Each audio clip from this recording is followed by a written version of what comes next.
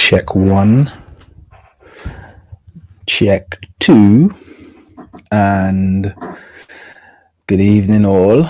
Welcome to you. I hope everyone can hear me okay. Hope everyone can hear me okay. Let me know that you can hear me okay. My, you guys have been busy in the chat, giving me loads to read there. Welcome all. You know what? I'm feeling quite tired.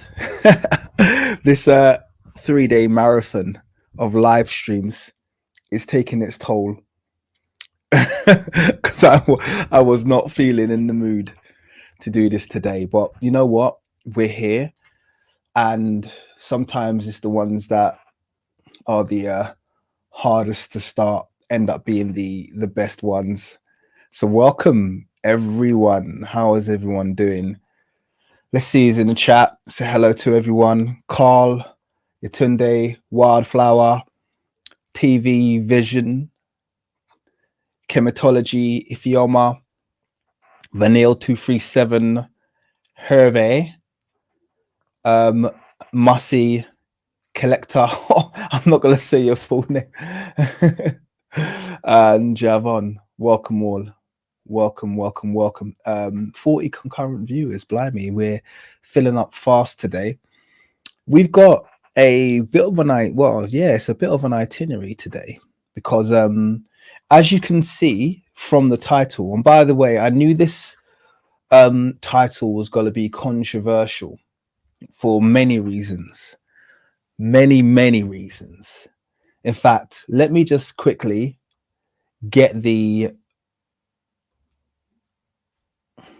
I just want to get a few things sorted in the background, first of all, because I do want to put the thumbnail up on the screen for this one, because I knew this topic was going to be very controversial, and you know me, I like to face controversy head on. But also, I think people feel very emotionally about this word. There's something about this word that makes people incredibly emotional, and not just Eurocentrists, although they're right on top, but loads of other people feel very emotional about this word. I would say in discussions of African history, this is probably the most emotive word that you will come across. Does anyone know which word I'm talking about? Because this word will rile up people to make a really, I don't understand why it makes people so emotional. Maybe I should. Maybe there's something to that. Yeah, you lot can see it. Yeah, you guys know what word I'm talking about. Yes, Bantu. There's something about this word that makes people very emotional. Someone said it irritates me when they use it wrong. Yeah, that's one of my pet peeves. But one of the things I've noticed actually is that sometimes the people that use it wrong, in fact, I'd say a majority of the time, the people that use it wrong is not even, the bar is soft. Please don't get me on pronunciation, because I'm gonna be murdering terms today. I'm just gonna forewarn you, okay? I'm going to be absolutely annihilating pronunciations in today's stream, and I'm just gonna give you advance warning. I don't know any better, so I'll try my best to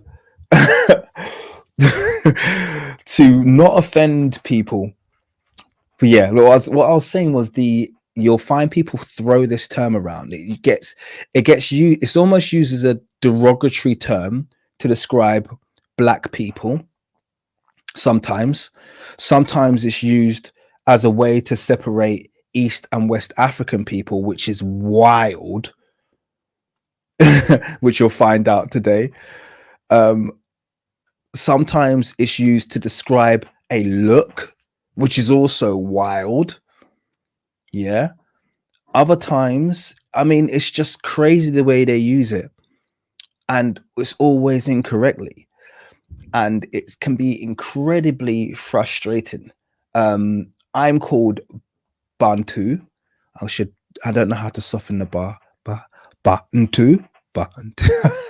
Sorry. Yeah. I'm called Bantu on at least 10 times a day by people trying to troll my channel. And obviously I get a lot of joy out of saying, oh, thank you for the compliment, but yeah, I'm Nigerian. We have nothing to do with Bantu. And then people, they're really shocked by this. And these are people who really pride themselves on being anthropologists and, you know, self-proclaimed historians, and they don't even know that there are no Bantu people in Nigeria, or at least Bantu speaking people. There's none in Nigeria. We have Afro-Asiatic speakers. We have Niger Kordofan speakers. If you're going to use Greenberg's film, by the way, let me just get this out here now. I'm going to offend a lot of people today. Okay. I'm going to offend a lot of people because in the one hand, I'm going to be using Greenberg's films, which are the kind of like, Greenberg is the one whose language, African language films, and they're really bad. In fact, I was in talks with another creator called Camgiverse, who's really schooled in the area of linguistics. And he lambasted me already for my thumbnail, which is totally understandable. And I was like, look, it's almost no point in me trying to dive in and approach everyone with names of language groups they've never heard of before. So it's almost like we got to kind of, yeah, we got to kind of overcome this level of ignorance before we could step up to the next level. It's like the fact that I know that ancient Egypt was called Kemet, but you'll notice I use ancient Egypt because it's kind of like, well, I need to still reach the people who call it ancient Egypt. I know that hieroglyphs is called Meduneta or Medunecha, but I still call it hieroglyphs because I need to reach the people who don't understand what Meduneta is, and otherwise they won't understand the word we're saying. So it's really hard having to mix in these fallacious ideas and these kind of false dichotomies into also trying to enlighten people to a degree of truth. It is a difficult balance to play. And I know in the end, I just end up kind of offending a lot of people along the way. So you just have to kind of work with me on this, because it's difficult to broach these subjects and not offend people. But you know me, I'm going to be very open to people's feedback and ideas. I'm not an expert linguist, and that is not the point of today's stream. So let me stress that, okay? I am not a linguist, and that is not the point of today's stream, okay? The point of today's stream is to have a really good conversation about the topic and to open your eyes to some of the possibilities of those interconnections and those layers of interrelatedness that exists between African ethnicities and different African groups and different African language systems that we've just never tried to explore before. Okay, so let's first of all give a massive thank you to my 2 new members. Joe Freeman, big shout out to you, my friend, becoming a YouTube member and supporting the channel that way. I appreciate you, and I think you've done this like way before the stream started, so yeah, bless you, brother. I appreciate that. And fresh off the press, Yar's Chosen, thank you. I appreciate obviously everyone who's here on the stream and people who give regularly. I appreciate you all, but I just want to give a shout out to those 2 who have already made, you know, tangible donations. Much appreciated. Okay, so let me just quickly, first of all, like I promised I was going to do, I just want to really quickly pull up the thumbnail, and we'll get into it soon because we don't have much time to play around too much today. I'm just going to present, share screen. Boom, boom, boom, boom, boom, boom. Oop, I'm going to sneeze. No, survived.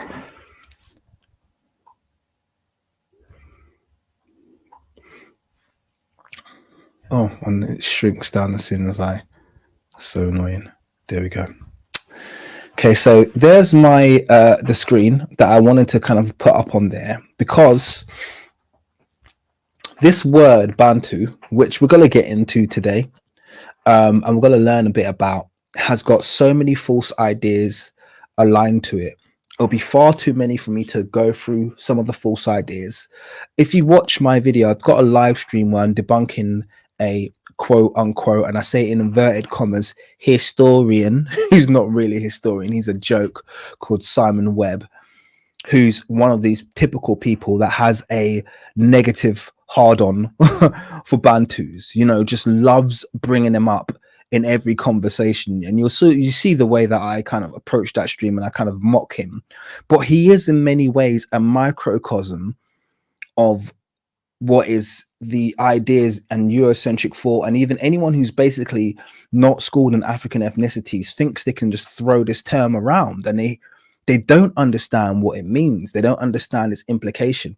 And when people say things like, well, the ancient Egyptians weren't Bantu, they think they're being so clever because in their mind, Bantu is this thing that exists on the precipice of West Africa that looks completely different to your average East African, none of which is true, by the way, because obviously as a Nigerian, I can give you a number of ethnicities in West Africa that just, I mean, Africans just have this rhyme and reason that goes throughout the continent.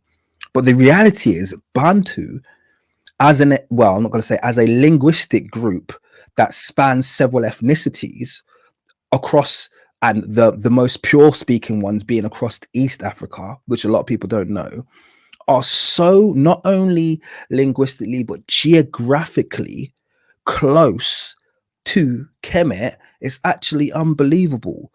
Bantu ethnicities actually probably inhabit more of the Nile than, in fact, yes, they do. They inhabit more of the Nile than pretty much any other ethnic group because they have the entire Great Lakes region. So from where the Nile splits from the blue and the white Nile, as soon as it becomes the white Nile, essentially you're in Bantu speaking territory.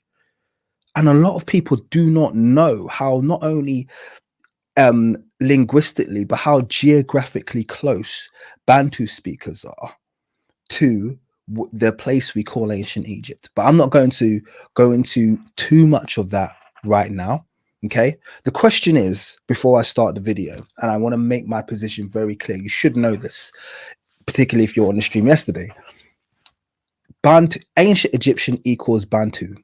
Am I saying this exclusively? No. In fact, if you know me well enough, you'll know that I've made my position clear on what I believe regarding the language of Medunetta, which was the language spoken in ancient Egyptian. I've made it very clear. I don't believe there's a single language. I believe the hunt for a single ancient Egyptian language is like the hunt for the Holy Grail. It's going to yield no positive results because the language has been spoken for too long over a massive geographic area with established civilization points, i.e. nomes and sapats along the Nile. And that is just too much divergence for you to have one pure language. My feeling and my gut feeling is that every single Sapat represented almost a different ethnic group. That's how far the languages would have diverged.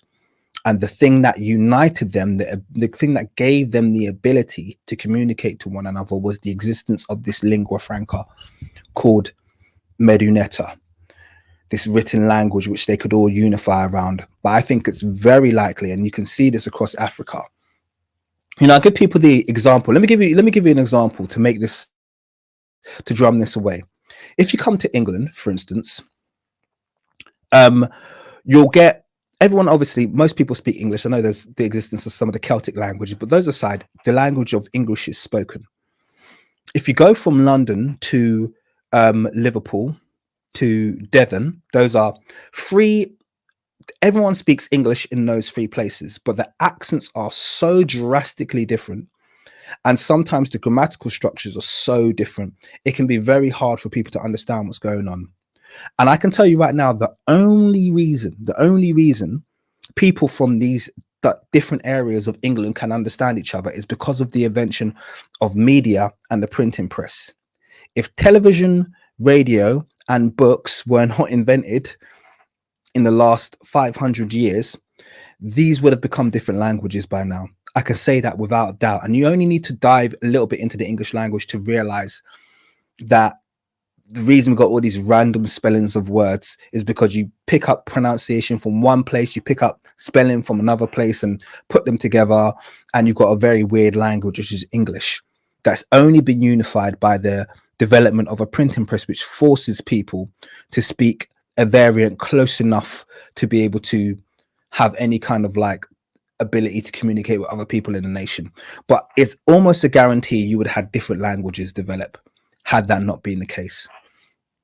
And I want you to multiply that expanse of land by 10 or whatever, yeah, and then take into account you're going to have that ethnic diversity that already exists in Africa, the most ethnically diverse place on the planet, and expand that over 4,000 years and start to think about how different each city would have been, or each nome would have been in ancient Kemet, where people probably were born, lived, and died without leaving their city.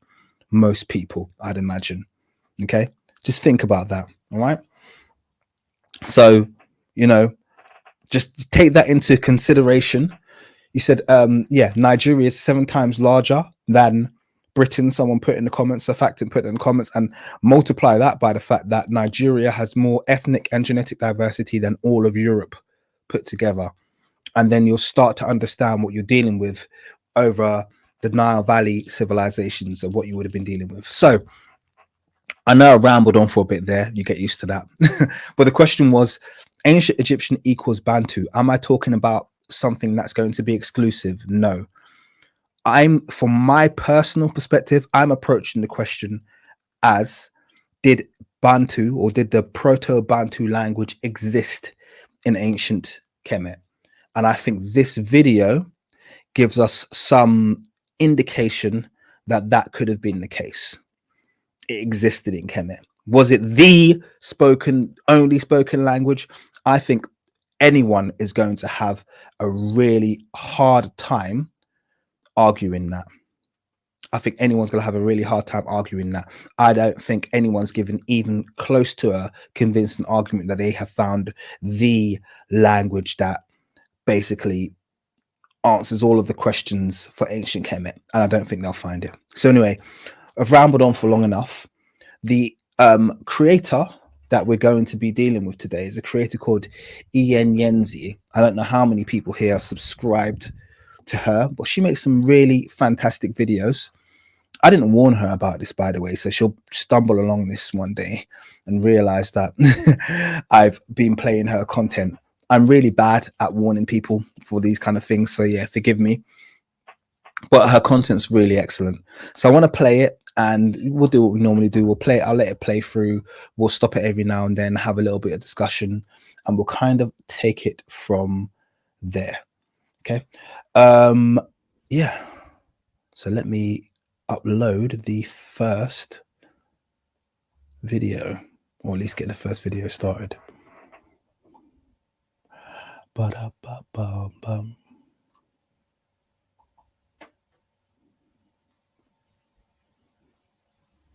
So I want to start off with this question, and that is, who are the Bantu? Okay, this is a great video, so I'm going to let this play. Video focuses on the Southern Bantu, but we are related to the Great Lakes Bantu, who are, or were, well, what is left of them, our Vamatata, Abamama Bapati, which means our ancestors' older siblings. To understand the Bantu, it is important to understand the origin and correct meaning of the expression. Bantu is not a word, nor is it a plural of a word. It does not mean many people like the derived Bantu language speakers would often define it. So that's quite interesting, because from the little that I know, I just want to jump in there really quickly. From the little that I know, the many Bantu will say that Bantu is plural and Muntu is the singular. I think I've got that right, and I think she's arguing against it. Whilst I've got it paused as well. How rude of me. Can I give a big shout out and a thank you to Chris Mathis, who has given me a very generous $20 donation. And he said, love your channel. I suggest checking out Professor Kimoya's work on Lovo caves in Congo. She has deciphered Paleo, Hebrew, and Egyptian hieroglyphs in the caves. Keep up the good work. Thank you very much. I will keep up the good work, and I will definitely have a look into this Professor Kimoya, who you've pointed me in the direction of. Sounds very interesting. Okay, superb. Let me now let this video continue playing. These derived speakers are the Western Niger-Congo ethnic groups who adopted and spoke derived Bantu languages as they moved eastward into Bantu territory, often seeking refuge or raiding. Now, just to be clear, the people who she's mentioned here, the Western Niger-Congo ethnic groups, a lot of people confuse these for all West Africans. And the reality is these people are essentially very much south of Nigeria, Ghana, and I think it begins in the kind of southern portion of Cameroon. So no one essentially north of Cameroon speaks any Bantu or Bantu derived languages. No one. There's no, or at least they haven't got the. Now, do we take the Greenberg language films very seriously? Not at all, because I think research is leading us to understand the very endemic and genetic link that several languages spoken in all over Africa have with other languages, particularly West African languages having very strong links to, like was mentioned earlier, the Hebrew languages, which was a massive shock to me, but it's supported, and I will be doing videos on that shortly. You have obviously that genetic link between ancient Egyptian and the Bantu languages, which is going to be shared with you today. So we need a complete revision of these language films. And I know that Theophila Benga, a very great linguist, has done fantastic work with Sheikh Anta Diop, but his work's in French. And right now I'm working with Camgiverse, who's hopefully going to get me some, it hasn't all been translated, but some of the translation of that book in English, so I can kind of get under the hood of some of the conclusions that he came to. Kinda Lynch, can I give you a massive shout out and a thank you for your very generous $20 donation as well. I appreciate you. Thank you very much for your ongoing generosity, I'll say. I just want to put your comment on the screen here. You said, thank you for this, and I would like to know more about African languages. So would I. So let's get back to playing this video. These groups brought with them the key prefix and introduced it to the Swahili language and adaptations of their own languages. The key prefix isn't a Proto-Bantu language prefix, but a Kikongo-Niger Delta prefix. The Bantu do not make use of the key prefix as a paramount prefix. So she's saying there that the key prefix, which must be a linguistic trait that's seen in the kind of southwestern Bantu languages, I'm guessing, that didn't exist until they intermingled with these I'm going to say southern Niger-Congo people from Cameroon downwards. Now, I'm just going to quickly go over a few things as well, just not obviously taken for granted that people will know what everything means. So the term proto means old or before or original, I guess you could say. It means original or before. So when someone speaks about a proto Bantu language, they're talking about the original Bantu language or the before Bantu language. So the first language that all of the Bantu languages would have branched from. So whenever you hear that term proto, so you have proto-Indo-European, proto-Afro-Asiatic, to use Greenberg's film, proto-Bantu, as we're hearing here, we're just talking about the original language that the other languages branch from. Okay, let's carry on.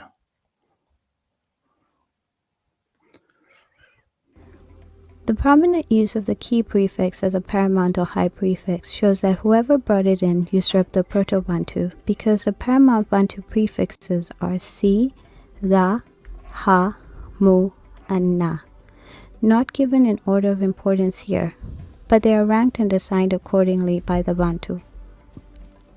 For example, the si prefix, as will be shown later in this video, is assigned to the Medjay, the bull or cowhorns, who are the defense forces of the Bantu. Many ethnic groups in Africa have dominant prefixes or sounds, and the key sound isn't a Bantu language prefix. It is a... Just to pause it there, I noticed she used the word Medjay, which we'll probably be familiar with because that was the name of the defense forces in ancient Egypt.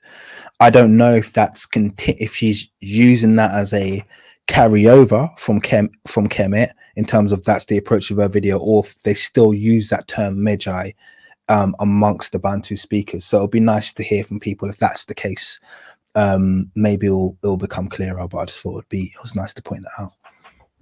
Foreign sound to the Bantu, just like the ova, which is amazing. Wildflower has just said Majai is army in Luganda, so thank you for pointing that out. So there you go, already some very critical genetic links being made here, so excellent stuff. A paramount prefix used by the Ovimbundu people is a foreign sound to the Bantu people. The Kikongo, Niger, Angola, Cameroon, and Shona ethnic groups were attributed as the core Bantu because they were found speaking derived Bantu languages by the 1500s. At this time, their kingdoms were in control of large swaths of Bantu territory. But this assumption was derived from a cross-section in African history, which is a single moment in time that was taken out of context and lacked retrospect. So essentially she's touching on the fact there that when the Europeans, i.e. the Portuguese followed by the Dutch, when they invaded when they came to Southern Africa, because let's say the first exchanges weren't necessarily violent ones. A lot of the history there has been deliberately obfuscated, but when they first came, they essentially start deriving history from the point at which they land, and so everyone who's there are the people who's always been there. That tends to be their thought process, but could be right, could be wrong. Bantu is an ethnic identifier. The Bantu adopted the name of their current sovereign, which is why they did not have a consistent tribe name that creates a definite timeline. Within the kingdom, they were known according to their occupations. For example, the ideal occupation was the Abalombona or Balombona, which means men who build, because they built and mined gold, and this group was settled below the Sabi River and at Great Zimbabwe. The last known record of what they were called as an ethnic group. Sorry, I know I keep pausing it, but I think you can tell a lot from a society or an ethnicity by what their prized vocation is. Kind of what's the highest vocation in the society. It normally has a really clear historic link. So I think it's interesting that the highest vocation, it seems from what she said, are men who build. Can you trace a line back? Is there an opportunity there to trace a line back to Kemet and to see, okay, in which of these sepats did they uphold building? Because I guarantee you, it won't be across every single one. You'll probably be able to start singling out groups within Kemet or up and along the Nile Valley who prize building.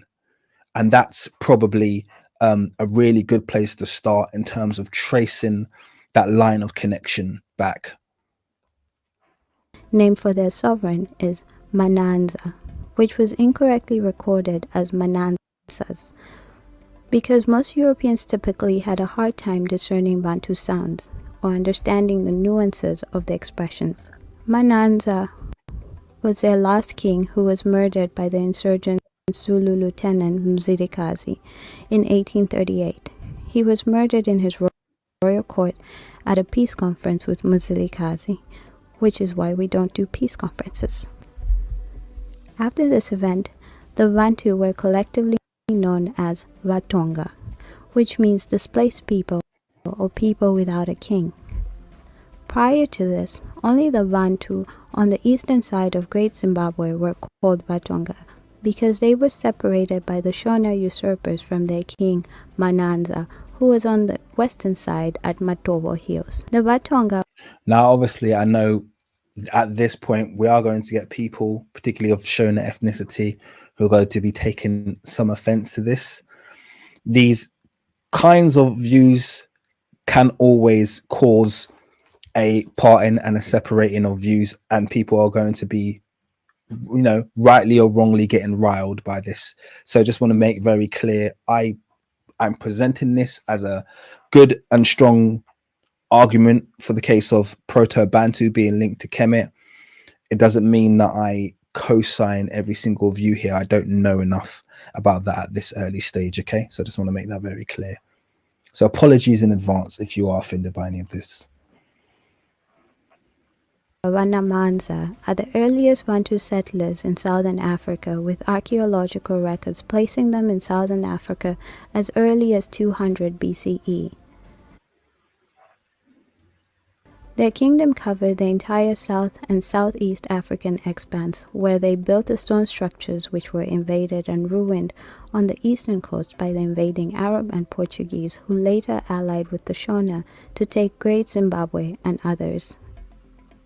This resulted in a tear of their kingdom and the displacement of the Nguni people, who were descendants of the Magi at Great Zimbabwe, who survived the invasion. I mean, and just to, obviously people have picked up on the fact that she's probably a South African. I'm not going to presume which ethnicity. I'm going to presume Nguni, one of the Nguni ethnicities. But I think it's very interesting at this point that she's raised the Nguni, because very early on into my exploration into Kemet, one of the things that actually shocked me and surprised me is how much continuity there is, particularly because of the geographic distance, but how much continuity there is between the Nguni people and Kemet. You see it in their use of the usek, which is the neck beads. Okay, they have the closest derived usek. You see it in the continuity of their Isikola crowns, which are easily the closest thing you'll get to the crown of Amun-Ra and the Hejet crown. You see it in their Magi, okay, their soldiers, their infantry, who have the cattle covered shields, and essentially you see it in the dance of, I can't remember exactly what it's called, but they have a dance with the virgin women who have the who are topless but wear the white skirts beneath, which is literally identical to what you see in the walls of Kemet. They have the same ritual dance. There's so many lines of continuity, and that shocked me, because I'm not one of these people, you'll know if you're on my channel, I'm not one of these people who try and draw lines of connection to ancient Egypt, to distant lands across Africa. I'm very much, you know, regionally you can see what you need to see. I very much try and keep it regional. That being said, I will not deny when I see clear lines of continuity, and there certainly are clear lines of continuity between ancient Kemet and the Nguni people, and that's not something that can just be ignored. Now, is it a case of cultural diffusion? Is it a case of migration? These are the things that we don't have answers to, these questions, but it's very, very interesting to know that. Prior to the Shona invasion, which took place between 1330 to 1450, the Vatonga were called Waulima, which was the name of their king, who resettled a mix of migrating Great Lakes Bantu, Neolithic Kushites at Great Zimbabwe. These new arrivals... And obviously, sorry to cut it in there because you will probably enjoy the video. The one thing I didn't mention was the genetic results as well.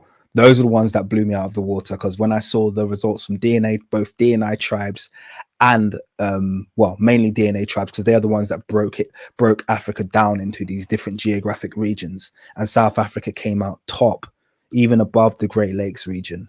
That was a shock to me, because that was saying genetically, if these people were alive, this is the population that they would match closest to. That was shocking to me. I'm not going to lie to you. That was definitely a shocker to me. I wasn't expecting that. I know what I was expecting, and it wasn't that. So very interesting. Very interesting. Those were called Zanj. They had escaped the fall of their kingdoms to the Arabs and their allies on the African east coast. This event took place in approximately 1030 AD, which is evident in the change of the culture of Great Zimbabwe, which signaled a new population who shared their own practices and also absorbed the older population's practices. So we are certain this wasn't an invasion but a resettlement. This group used the C prefix, which is a dominant prefix among the Nguni people. The C prefix is a prefix assigned to the generals or defense forces who formed the Medjay or bull or cowhorn branch of the Bantu kingdom. The cowhorn formation comes from these forces and was made famous by the Zulus. At Great Zimbabwe, the Medjay were positioned as the second and last line of defense that supported the Mongas, who were stationed along the Zambezi at Sena and Tete. Once Great Zimbabwe had fallen to the Shona of Changambire and his Arab and Portuguese allies, the Nguni moved south in different phases, and the old Vatonga kingdom was finally split and fractured. The Vatonga speak the Proto-Bantu language, which is a linguistic continuity of Majwi Nejali, which is the ancient Egyptian language. Majwi Nejali is an expression that is still used in Plateau Tonga. Majwi means voice or speech, and Nejali invokes a nostalgic time of bliss. The speakers of Plateau Tonga are known as Vanamonze, Vana Vajundu. You probably noticed the use of the Va sound, which is a good place to start understanding the correct meaning of Bantu. Plateau Tonga is a spiritual language that heavily relies on synonyms, which allows for a diverse expression and shades of meaning. The old expressions lack linking and conjugations. The language is built on morphemes. Morphemes are the smallest units of meaning in a language. In the Proto-Bantu language, Plateau Tonga, the sounds va, n, and tu all have standalone meanings. Va denotes a blessing, an invocation that brings... So just to be clear, I think I will just pause it here to really tell you to, when it comes to her translation, she's breaking it down to you here. When it comes to the Proto-Bantu language, you're dealing with very small phrases. Some would say even, phonetics we're dealing with here, but each one has its own meaning. So it's a very different approach as opposed to the way we approach sentences or the way we translate, like we were doing yesterday, doing a bit of ancient Egyptian translation and translating to English. Well, this word means give. That's the kind of what we're used to. But she's saying, no, you can have a single word made up of maybe, 5 phonetics or something, and each of those syllables within the word is going to evoke an idea. That's quite large. It's a very different way to approach language. So I'm just telling you to just have open mind to the way that she actually does this, because it's quite interesting, and it does take a little bit of adjustment to see things these ways. Forth the Or this ideal way, I should say. manifestation of the Va'ila, or those who ascended to the heavens, who are known among the Vanavajundu as Vasango, the guardian spirits. So strictly speaking, Va, the ideal manifestation of those who flew to the heavens. Sa, my familiars or my people. Ngu, my or ours. This is written in the subject-object-verb formation, but when rearranged to the standard English subject-verb-object form, it reads, the ideal manifestation of those who flew to the heavens, who are our familiars or our people. So Bantu means the ideal manifestation of those who flew to the heavens, who are our familiars. If you hadn't noticed yet, the true Bantu are ancient Egyptian. So how did we get here? So just on that point there, as he said, the true Bantu are ancient Egyptian. Like I said, I wouldn't view this exclusively. Okay. I don't think there's support for that personally, but I do think there's definitely lots of really strong evidence to support this link that she's clearly making between the two.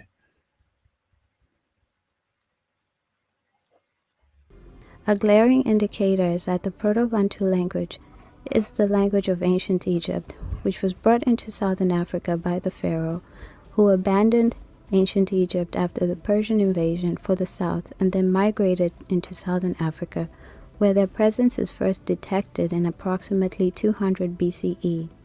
Okay, so let's do a bit of a timeline there. Well, she said 200 BCE, the Persian invasion. Just want to draw a bit of a timeline.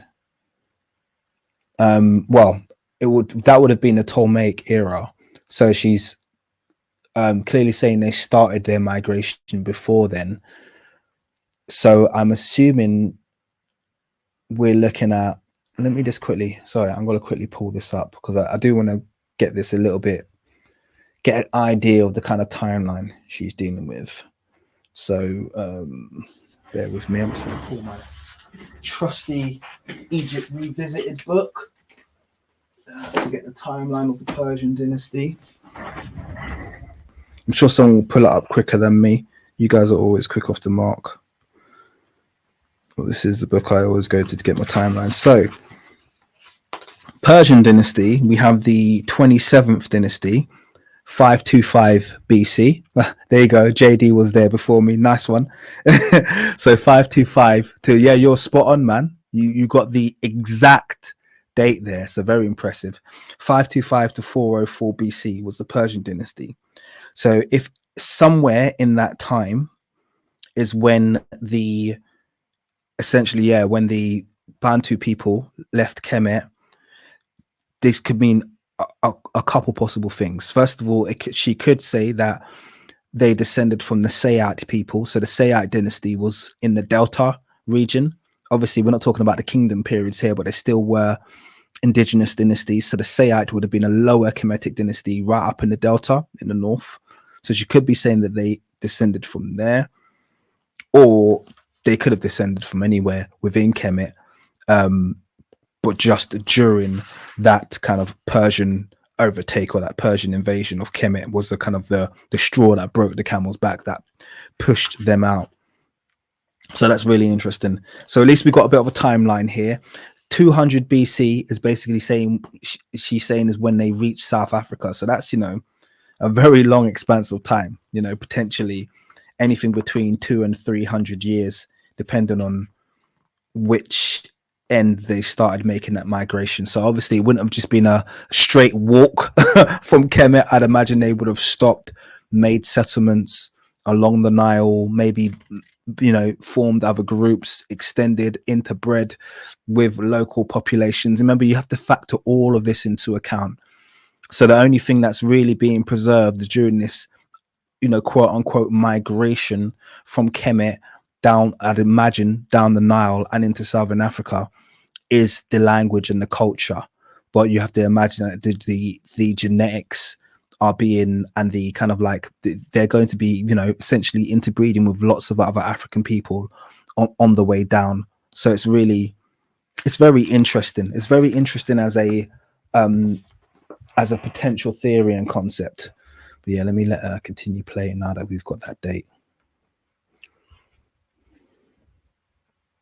So how come there aren't any hieroglyphs or pyramids in southern Africa? Well, most of it was destroyed in the numerous raids and invasions.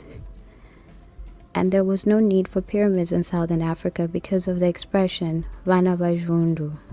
Jundu means great peak or mount. Southern Africa, especially the Zimbabwe area where they settled, is full of great peaks or mounts. And this is where they believed they could summon the gods to take the souls of the dead to the heavens, and even Cecil Rhodes believed it, which is why he is buried at Matobo Hills.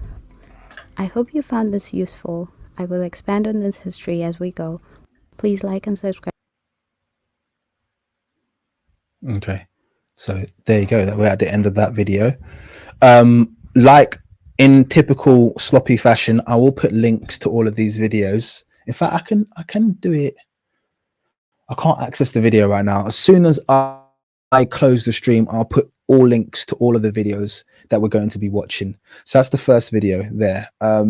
Yeah, getting lots of interesting feedback in the chat.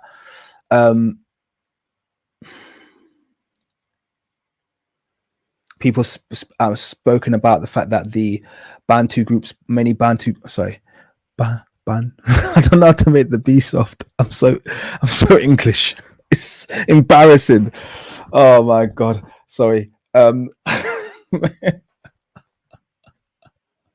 sorry. I'm making myself laugh here. I just don't even want to say any of these words anymore. I'm embarrassed listening to myself speak. Yeah, but many of these groups would have interbred with the with Ethiopia, Horn Africans, existing Nile dwelling Africans, the Nilotic people. It's just, yeah, it's interesting because a lot of this we're going to have to trace back using the oral histories to kind of build that picture up clearly. But anyway, let me pull up the next video and see how that goes. So I think the next one we'll watch is what did ancient Egyptian really sound like? This is a really interesting video. So I'm going to pull up this one now.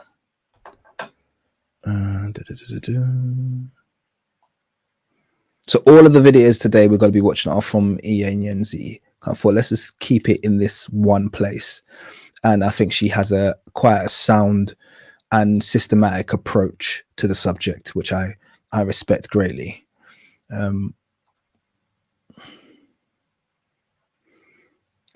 Fortunately, we do have evidence of Nerd Large says you are no Bantu TKM. I'm an embarrassment.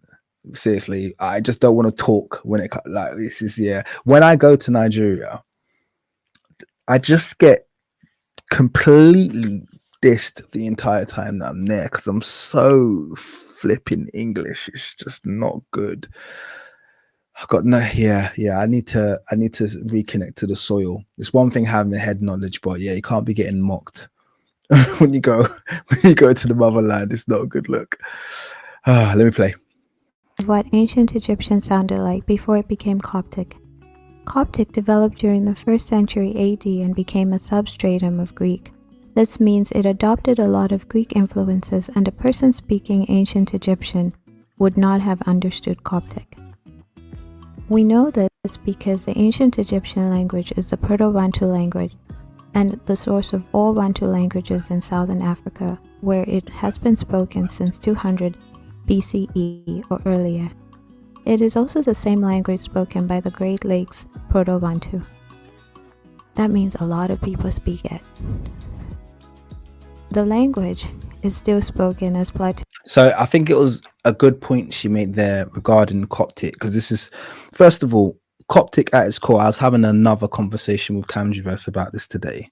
Coptic at its core obviously is an African language, but it uses or leans on a lot of Greek pronunciations to sound out the words. So it made ancient Egyptian accessible to Greek speakers. You have to understand that really was the core of it, and it was adopted obviously by the church, okay, which became a massive control mechanism within Kemet or within ancient Egypt. So it was, very much the preference of the Hellenic people that Coptic was the spoken language and was adopted by the people because it made them more accessible to the church. So it does have all of this backstory, and I think she gave quite a good breakdown. There of Coptic, which is important. Yeah, so, and thank you very much, Wildflower, for helping me with pronunciation. She said it's like blowing a candle when you say "bwa," so it's like Bantu, Bantu, the soft B. Okay, I'm work on that. Don't worry, I'll get better as the stream goes on. All right. Tonga in southern Africa by the Bantu or Batonga, as they have come to be known, who are the earliest known Bantu settlers in southern Africa, with a presence going back to 200 BCE, and that's when we don't consider the Phoenician story which was not only told by Herodotus, but also by the Haga, who are Southern African priests. This is the language the ancient Egyptians actually spoke and wrote for over 2,000 years. They called it Majwi Nejali. Majwi is a synonym for speech. So that's the pause there. Those of you who are scholars or budding scholars in the ancient Egyptian language will notice something about Majwi Nejali. You'll notice the consonants. I'm glad we did that lesson yesterday, because those of you who sat there will recognize some of this. So you can see MDW, that's what we say Medu, and then NTCHR, Medu Necha or Medu Neta, language of the gods. But this is a different pronunciation and different utilization of the consonants here.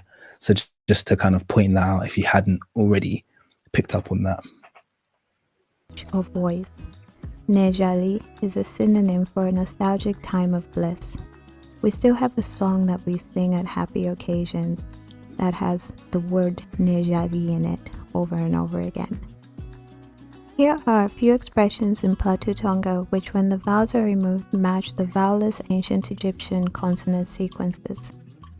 Palo. This is a synonym for home or place where I rest. Now, some of you would have noticed there, sorry to pause it again because I know you will probably want to move forward, but some of you would have noticed there the exchange from the R to the L, and obviously that term per, that's what they used to call pharaohs or the great house. That's where they get the term pharaoh from. Ancient Egyptians didn't use that term. That was actually an exonym that was used to describe the ancient Egyptian kings from outside, pharaohs, but they weren't called that within Kemet, from what I understand. So the PR here is the R is exchanged for L, and that's very normal. Even when you study Medunetta, when you study ancient Egyptian, you'll start to realize that they have a series of characters, such as the mouth glyph, the lion glyph, and all of these are interchangeable between L and R. So there's never a fixed R L sound. It's kind of like, well, you move them along, or you switch between. So that's that trend being also present in Bantu is quite interesting, very interesting, in fact. Where I rest. Raya. This is a synonym for other. Sishi. This is a synonym for one who knows, an intellect. Agati. This is a synonym for middle or horizon. Wabona. This is a synonym which means to see or to be revealed. Pati. This is a synonym for the sky or the expanse, or something of great height or magnitude. This language is not Afro-Asiatic, Kushite, or Arabic. It wasn't learned from the Phoenicians, Arabs, Portuguese, French, Dutch, Spanish, Scots, or English. It has always been ours, at least since the Guardians ascended to the stars. We have those stories too. So this is the one area where I will step in and say, obviously, this is her perspective, and I thoroughly respect it. I'm sure she's done her research to bring her to this conclusion. It's just not a conclusion that I support at the moment. I think I still personally believe, from the research that I've done, it's led me to believe that multiple languages emanated. So our modern languages spoken around Africa, many of them emanate from the Nile Valley and can be translated and can accurately translate ancient Kemetic Medunetta into a workable translation, which is what she's proven here. But yeah, I always remain open-minded. I'd say and go with the one that has the strongest argument, really. We call the jackal-headed guardian is not a god, but a guardian, Simwava. Toth is actually the female guardian, Mugamambo. The water snake or guardian's name changes according to the region. So how did we get here? Well, starting in approximately 900 BC, the kingdom was first invaded by the Zanj Arabs. Next came the Shona invasion, which sliced a wedge into the kingdom, then the Portuguese, then finally the destruction by the Matabele, with Robert Moffat's help. I don't think any of them ever found the gold. That's because the gold is at Inyanga, while the way gate to the gold mines is supposedly at Inyanga. We can't open it anymore, so we can't help you there. Mythology aside, the language makes little use of conjunctions or joining words. These are inferred based on the synonyms used. This is a sentence taken from the funeral wishes from the Theban noble's tomb. The original translation assumed permission was being given to enter. Now, I'm going to go back there because I've just seen something very interesting. I wanted to see. No, it's not. I was seeing if this is identical to the phrase that we translated yesterday. So straight away, those of you who were on yesterday's live stream will recognize, although it's not in a cartouche, you'll recognize that pharaoh's name because we translated that from scratch. So that's E, Min, phonetic complement, N, M. Oh gosh, I forgot you guys can't see my pointer. I'm pointing to the name in the middle, which says Eminem hat or Amen M hat. Okay, we translated that yesterday, which was very interesting. So it's this, yeah, it's quite interesting that the same name has come up again.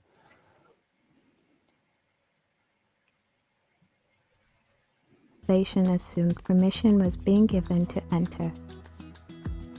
Emuli palo sishi, emuna mahata, mahwakoli, wahwagaga, which is correctly translated to within the house of the great teacher Emuna Mahata. Death. Now just note there the pronunciation of Amen Emhat being Imunama Hata, which instantly people would go, well, that's incorrect. And my answer would be, well, no, it isn't. Because once again, ancient Egyptian, Kemetic, Medunetta gave no indication of the vowels, how many there were, how they were sounded out. It gave very little indication of the vowel sounds. And once again, I believe it did this to make that language an accessible Medunetta. The language an accessible lingua franca between the various ethnicities that were translating it. So Imuna Mahata as a translation for what we say Amen hat, which probably is incorrect to be totally honest with you, is perfectly valid. I just thought I'd point out there. This year, but it is denied.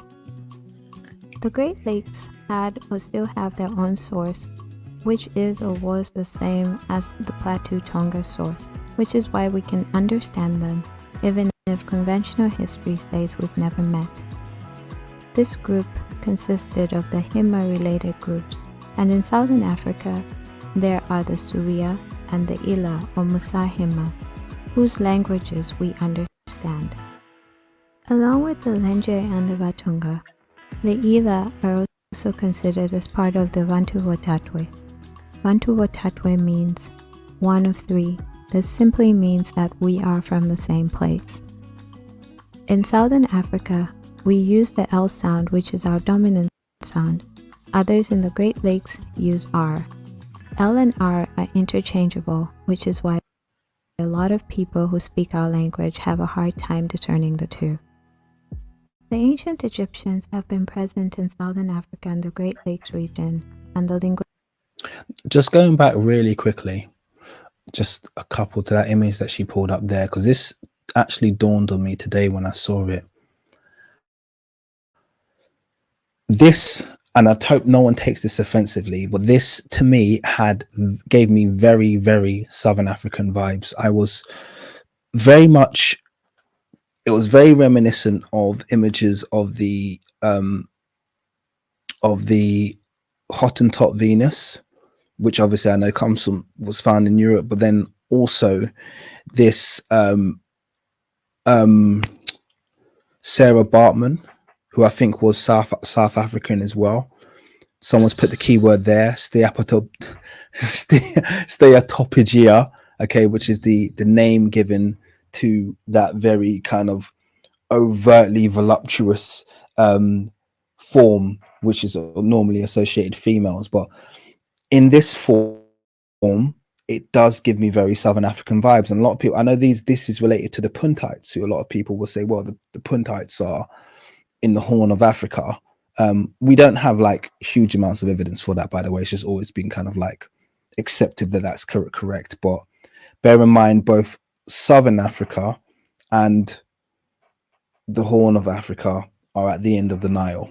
Both of them are.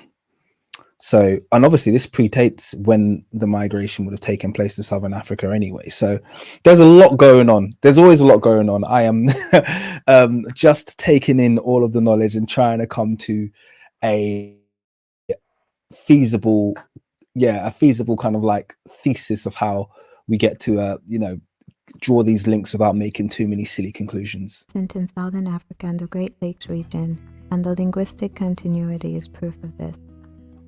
They were cattle herders, rainmakers, and preyed on mountains. They also practiced muya, or muhwa, or muhwa. Muhwa are the principles we abide by, which state that we have to be a perfect reflection of the God, which is why we are called vana. Vana means children, but strictly speaking, it means the perfect reflection of the gods who ascended to the heavens.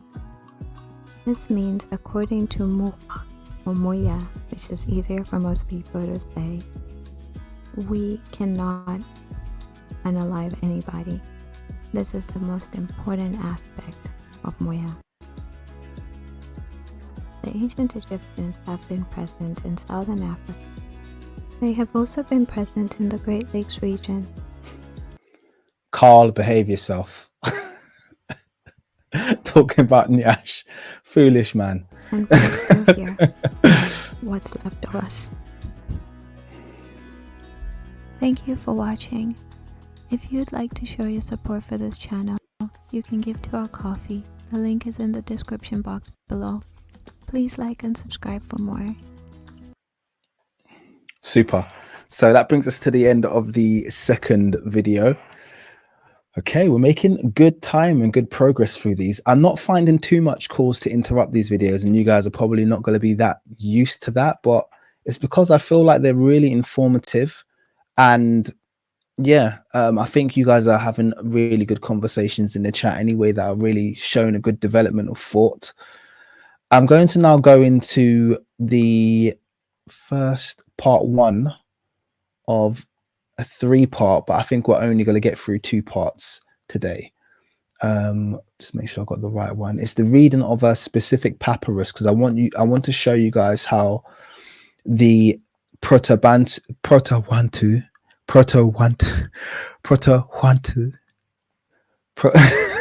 want to show you guys how the Proto-Bantu language links to Meduneta and how it can be used to actually read the script. So yeah, let me get it up. What am I doing? I'm not supposed to be double clicking.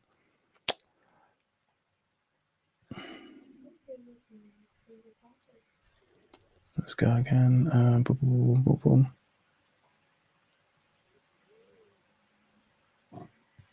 Yes, no, it's this one. Wait. Yeah, this one.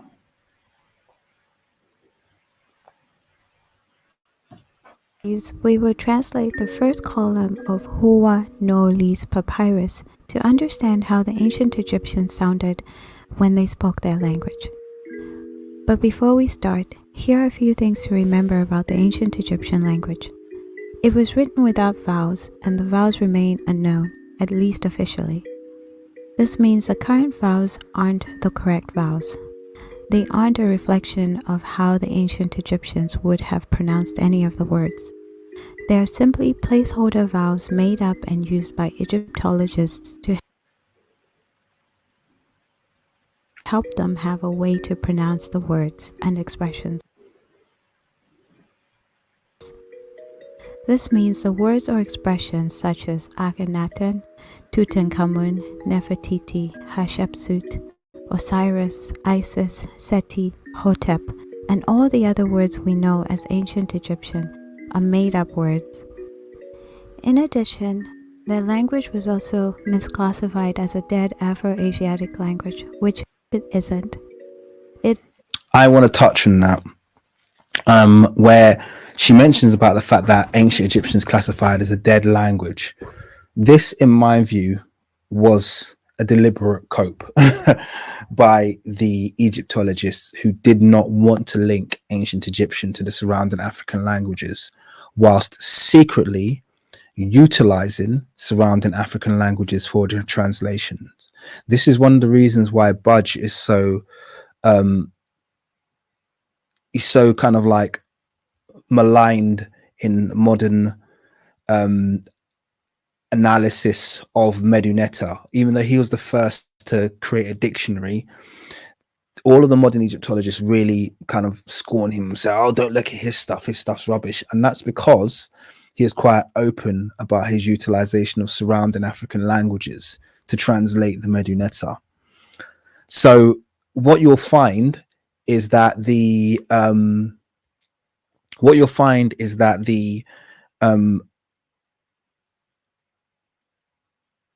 classification of ancient Egyptian as a dead language was a way to disconnect it from Africa, because first of all, you had Coptic, which was still being spoken, and even though it had the Greek borrowings, it still is very much classified as a native African language, even with the Greek pronunciation borrowings. And then you had the other African languages surrounding the Nile Valley, which could be utilized as well. So it's a very deliberate ploy to say that ancient Egyptian was a dead language and to simply not explore the African languages, because clearly even a cursory investigation into Proto-Bantu, for instance, would have drawn you to a different conclusion. So this is very interesting. I'm glad that she said that. Also, I'm just gonna quickly I'm sorry, you guys know I can't resist this. Remember, I was talking earlier about people not knowing who the Bantu are. I'm trying to say it properly now, and then making stupid comments. So, for instance, someone in the comments says, and this is the only reason I'm reading this at the moment is not because I'm just reacting, but I think it's quite important because these are the kind of false arguments that this channel exists to address and debunk. Said half of the Bantu want to be biblical Israelites and the other half want to be ancient Egyptians. Why are they running away from their identity and lineage? And I think I like that question in its stupidity because it gives us so many angles to attack it from. First of all, if you're going to talk about the half that want to be biblical Israelites, I'm guessing he's talking about maybe the West Africans in Nigeria who actually, and not just Nigeria, Ghana and other places who actually have linguistic and cultural connections, who can translate Hebrew terms with more accuracy than local Yiddish, than the Yiddish language that has been adopted by the people who are currently occupying that area of the planet. Or he could be talking about the Lemba, who are actually Bantu, because when he's talking about those people in Nigeria, they're not even Bantu. So first of all, he's clearly doesn't understand what Bantu is, because any Nigerian, Ghanaian people on that side of West Africa are not Bantu. They have no connection to Bantu people. Okay. And then secondly, the people who are actually Bantu actually can be traced unequivocally. Okay. Such as the Lemba, like I've mentioned already, who have been classified clearly genetically as being, I'm going to say Middle Eastern. I'm going to avoid that word. You know what word I want to say, because I can't bother for the attention that it gives us. So you're already wrong on two steps on the whole Israelites argument. You're going to lose that on two fronts because you don't know what Bantu is. Okay. And second is people wanting to be, no one here wants to be. But the one thing we won't do is we won't deny our clear linguistic, cultural, anthropometric, genetic links that have been proven on so many verticals, for and exchange it for your ridiculous idea that, you know, they you probably believe they're the modern people who are currently occupying Egypt, or some kind of other Berber slash Arab, modern Arab people who have no links, no linguistic links, no cultural links, no genetic links to the land. And yet we're just going to believe it because you say so. Sorry, we are so far beyond that. We're so far beyond that. Learn a little bit, educate yourself a bit about how these things work before you come and make stupid statements on this channel, because you will get called out and you will get embarrassed. Okay, so that's just something that I will, you know, quickly inform you of. Thank you, CTB 79th, for your very generous 199 donation. I appreciate it very, very much. Okay. A lot of these trolls can't even tell black people apart. Absolutely. Absolutely. And we got another troll who's just joined as well, but I'm not going to give him any attention. Let's carry on.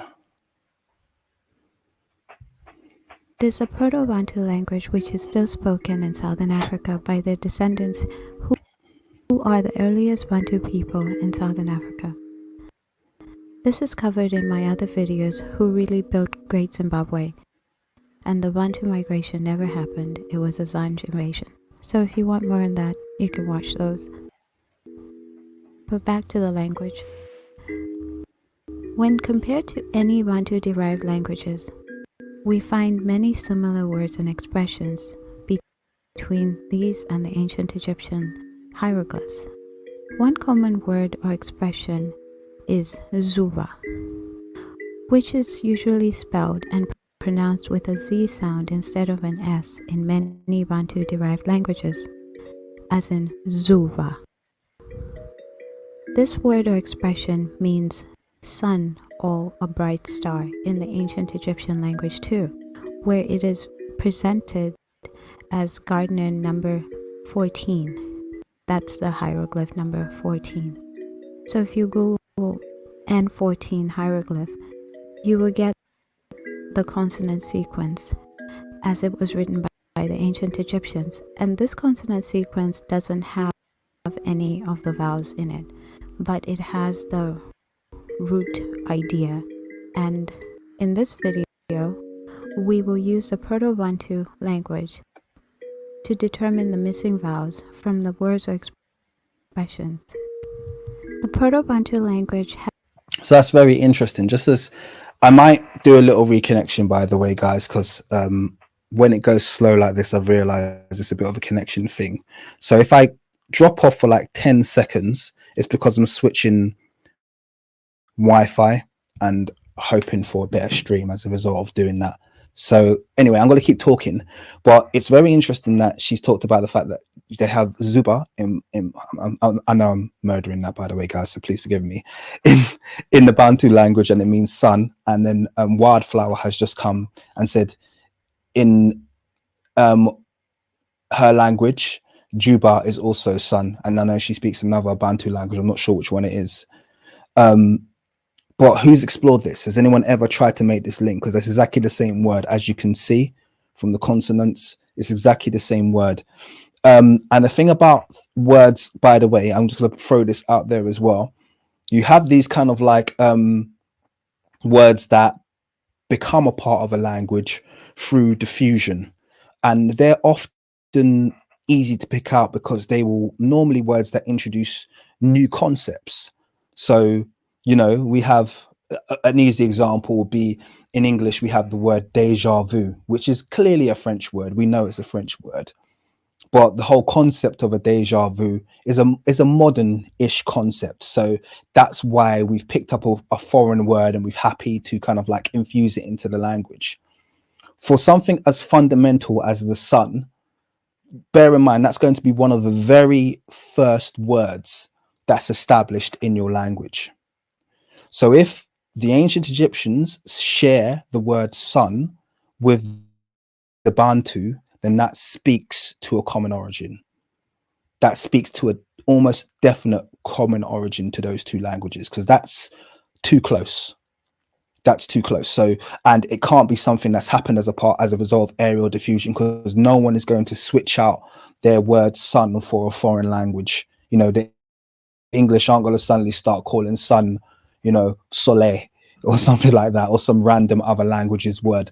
It doesn't work that way. So that's very interesting that we have a shared linguistic origin for that. I'm going to do my little network reset. Boom. Where is it? I might drop off for like 10 seconds. Don't go anywhere, everyone. I need to just do a little network.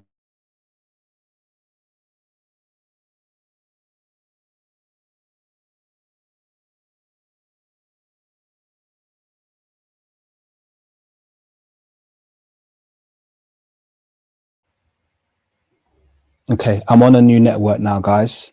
I hope I'm back. I really hope I'm back. I'm on a network.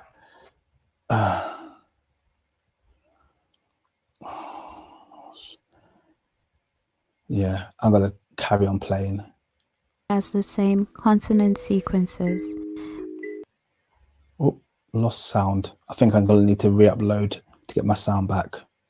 Let me remove and re-add. I think you guys probably could have heard that. That's what happened last time, that you guys could hear it and I couldn't. Egyptian consonant sequences. Can you guys hear the that? vowels are removed. I can't. I'm going to have to remove it from the stage and then bring it back up. Sorry. So annoying. Okay. Video file.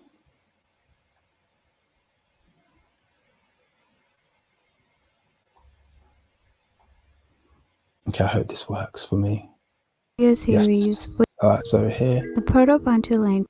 Can everyone hear? Okay, you can hear me, and I hope you can hear the video. I can hear the video as well. So let me press play again. Which has the same consonant sequences.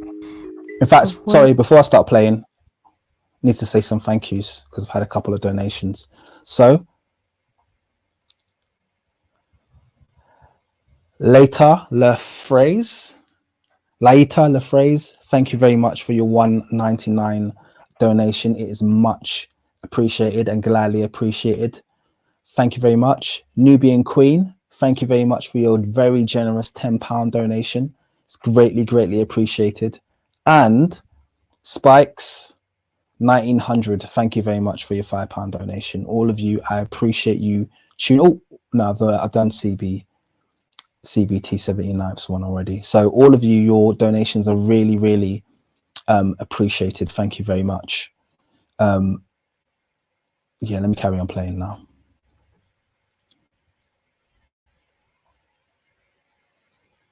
Oh, why is it dragging? Come on.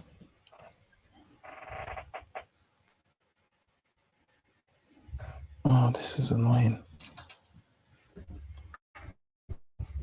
I think I've made matters worse switching networks. Or expressions that share the same meanings to the ancient Egyptian consonant sequences, and the vowels are removed from expressions in the Proto-Bantu language. We have matching consonant sequences to the ancient Egyptian consonant sequences. So that basically makes them the same language. For example, Majwi Nejali is what the ancient Egyptians called their language. The words or expressions Majwi and Nejali are still present in the Proto-Bantu language Plateau Tonga, and these still have the same meaning as they did to the ancient Egyptians. And when we remove the vowels from the Plateau Tonga Majwi, we get the same consonant sequence as the ancient Egyptian Majwi. And when we remove the vowels from Nejali, we get the same consonant sequence as the ancient Egyptian Nejali. It is also important to keep in mind that the ancient Egyptians were very poetic, which means that they wrote poetry in these texts we have today. So These comparisons are like reading poetry in language to a lay person. This isn't usually how they speak. It's very poetic, and some expressions might be rich or creative for people to understand. So I will do my best to the expression familiar in a context that people use them. Expressions are different. They carry different meanings. It's sometimes people might not use in that context. For example, first sentence of a Paris over starts by saying Zuma. That sounds very This is really annoying. I've just what's going on? I'm on my 5G. It should be killing it. This doesn't make any sense. Let me see if I've tried to move my phone unit. I hope that works. And I'm going to close. I mean, this never happens. My 5G is normally like the fail safe. This is so annoying. Okay. I don't have a wire to wire in, and it wouldn't help because my broadband is so rubbish that it wouldn't even help if I wired in. So I'm just going to pull it back by about a minute, and I'm going to hit play again. Stay up there. Dropping everything in my room now. I'm going to put it up by about a minute. I'm going to press play again and hope for the best. It doesn't look like it's buffering anymore. So fingers crossed we'll get a decent stream going again. which means that they wrote poetry in these texts that we have today.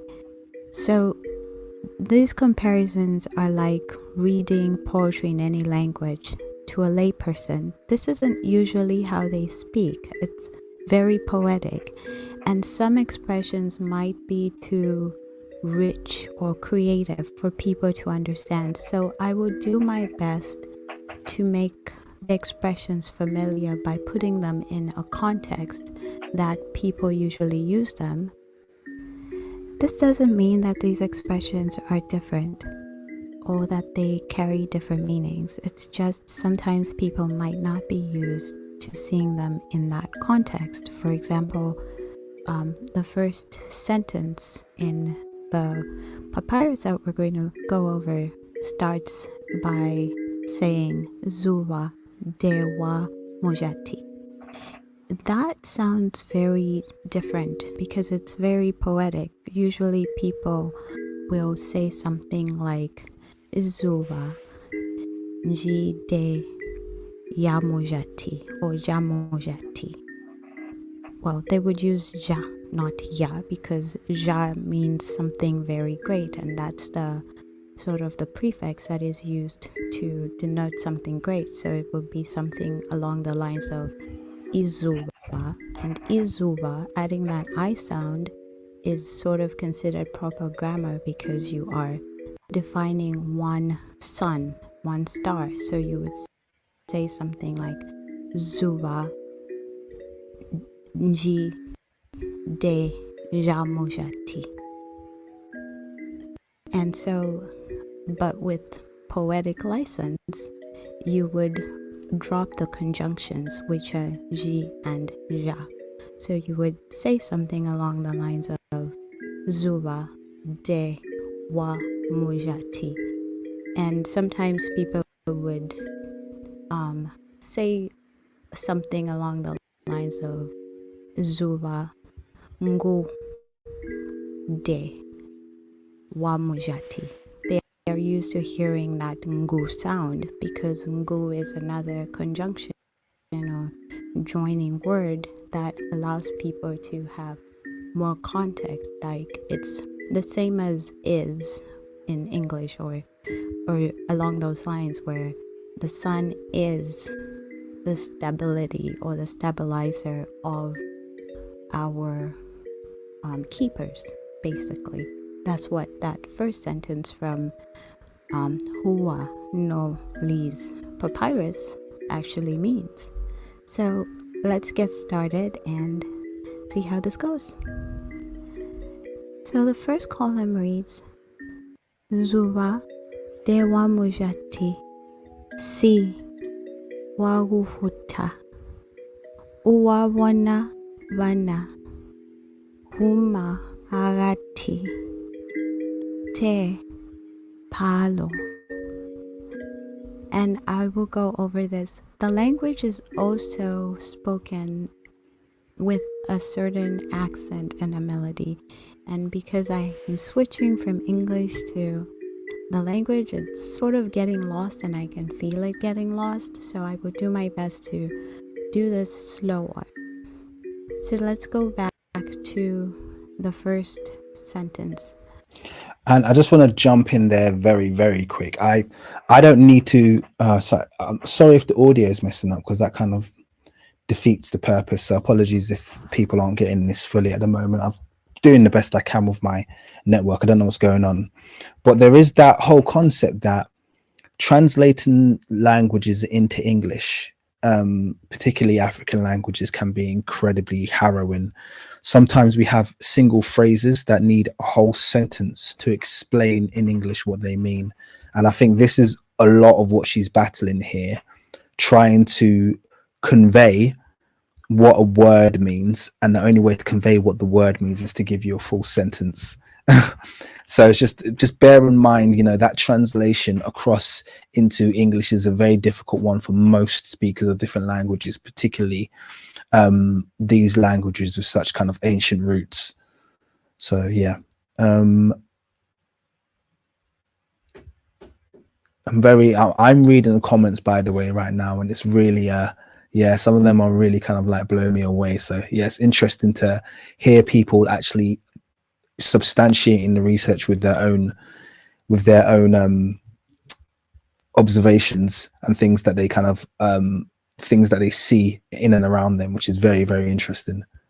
Zuba de Wamujati.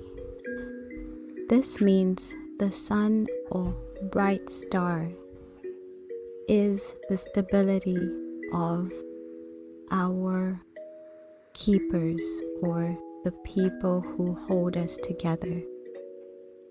So that's what that means. Zuba means the sun or the bright star. De means stability, and Plateau Tonga speakers might recognize de as in ile de yamwana, or the Zulus say vaye de. This is the same de sound. Wa mujati. Wa means of. Mujati means within the people that make changes or the people that hold us together. This is an authority figure. So Wamujati means of the authority figures. The next sentence, Si Wagufuta. Here, Si means the most paramount. Wagufuta comes from the word mahuta or mahuta, which means to shine brightly. So the most paramount who shines brightly. The next sentence, U wawana vana. U here means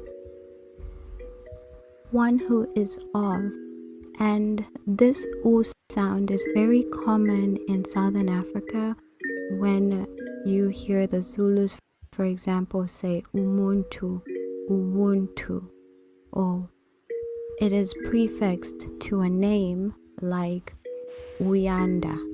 This is the U sound, one who is of. So here in this context, it's prefixed to wawona, one who is of those who to whom the children are revealed, or those who watch the children. So this wawona. I mean, this is just so interesting. I'm really sorry. The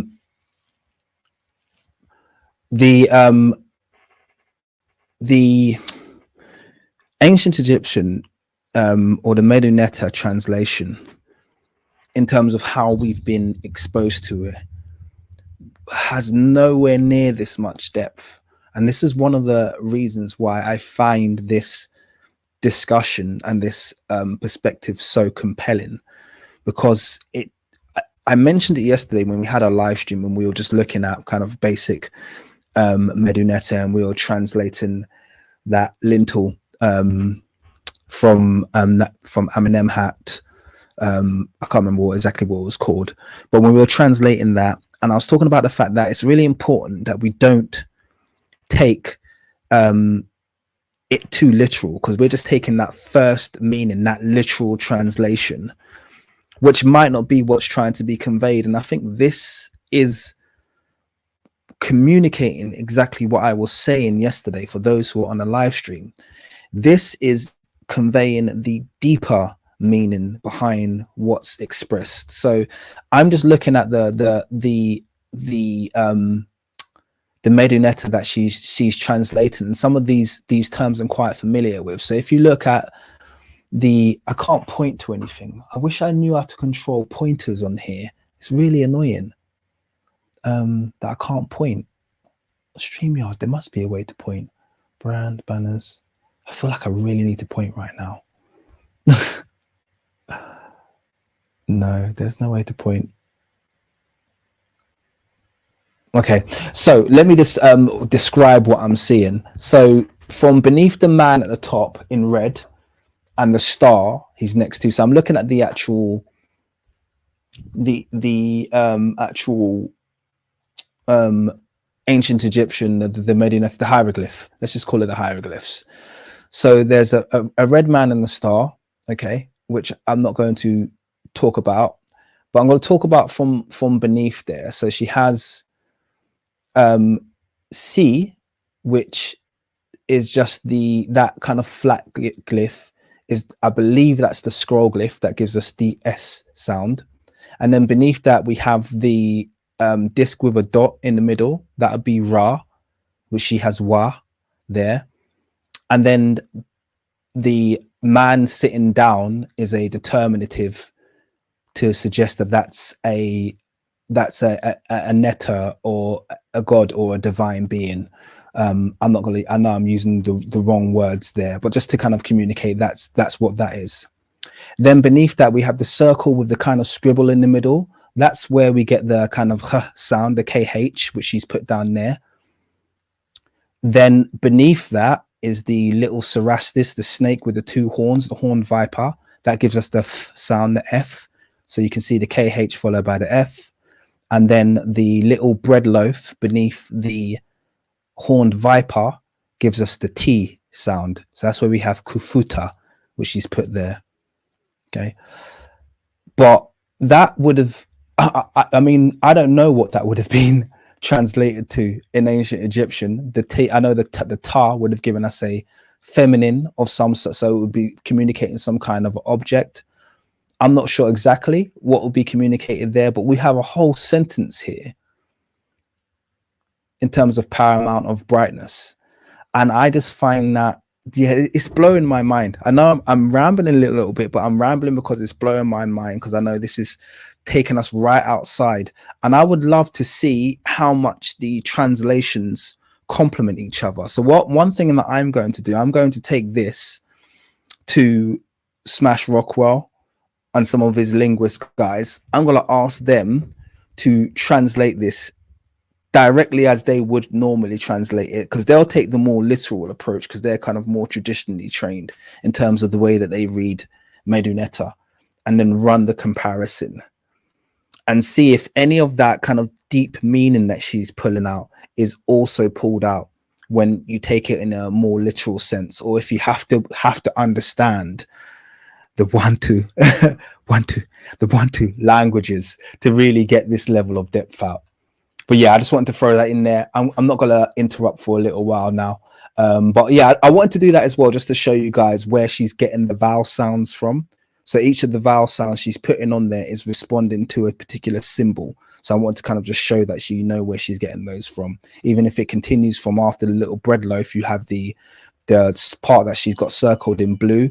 That leg gives you the b sound. Actually, no, we'd start with the bird because we're starting from where they're looking at. So the bird will give you the w. That's the u bird, okay, which will give you a w or a u sound.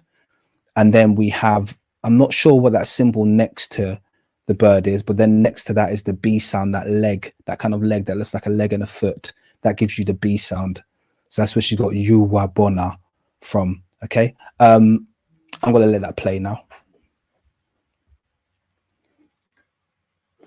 Hope it does play. Yeah, is the same context as the famous Sawona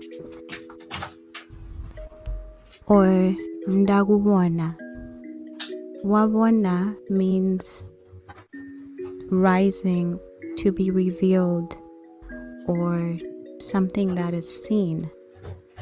So Uwawona here would be synonymous with one who is of the watchers or watches over. Vana, strictly speaking, means the perfect reflection of the Vaila, those who ascended to the heavens, the perfect reflection of the gods. And the oversimplified version of Vana is children, basically. Children are a reflection of their parents, and that's the belief. So this sentence, Uwabwana Vana, means one who watches over the children, or one who is seen by the children or revealed to the children. Next sentence, Fuma Agati. Usually this sound is substituted with an H, Uma Agati. So Uma Agati means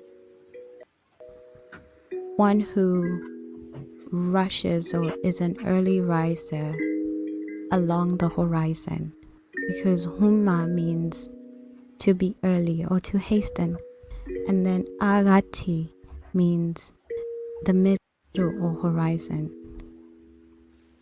The last sentence, Te Palo, means which shore is your home.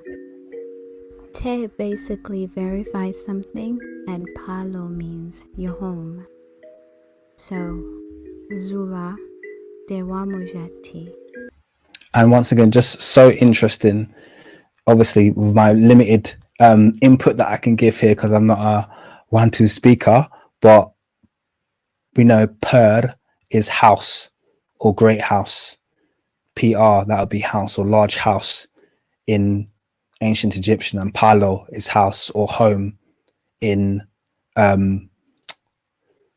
Proto-Bantu. So once again, we have these very much genetic links between the language. So it could have been, so that could make you guess that the ancient Egyptian pronunciation of what we say pero or palo, that's essentially the same word as pharaoh over here that we have here. Palo and pharaoh, those are the same word that are being used, which is just, yeah, very, very interesting. And once again, we already talked about the fact that L and R are interchangeable. So essentially that's almost identically the same word. Paro, palo, pero, same word. Can I give a thank you to Ronin of Stag for your very generous $5 Canadian donation. I appreciate you, man. Thank you guys so much. I hope this is adding value, because even watching this back, I'm loving this. I'm not gonna lie. I'm really, really enjoying this.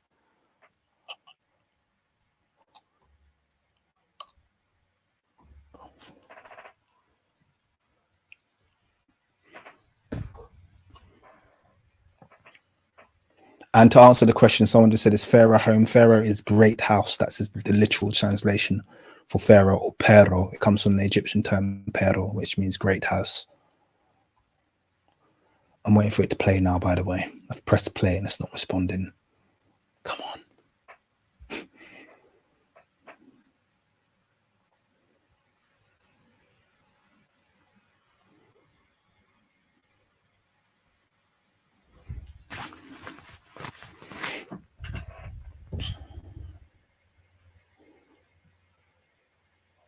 Oh, it's not playing.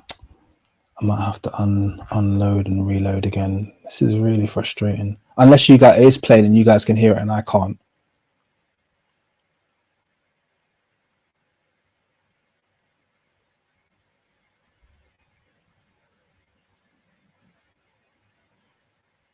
Sorry, I'm just pausing it. Can you guys hear it and I can't? Or right now you guys can't hear anything? No, you can't. Okay, I'm gonna remove it and re-upload again. Sorry. So annoying. No, remove. Don't want you. Gotta remove all of these.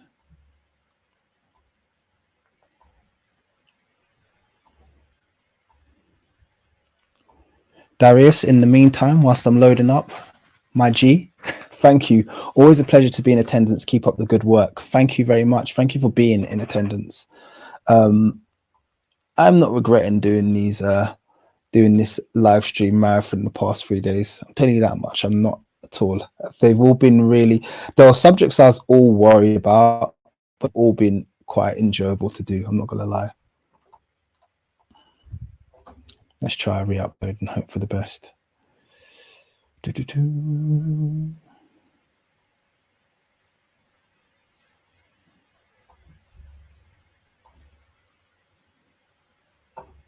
Video series. We will I'm translate gonna zoom to where we were. I can't remember how first far in we column. were. Maybe we're here.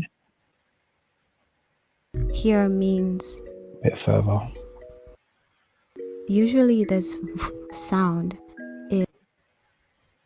is substituted with an H. A bit further. Dewamujati. Here we go. Si. Wagufuta. Uwawonavana. Umaagati. Te palo. It's sort of speaking to the sun or the star that is brightest, and this, you're saying the sun or star, the stability of the warriors, the most paramount who shines brightly, one who rises and is seen by the children early from the horizon, which sure is your home. I hope that made sense, and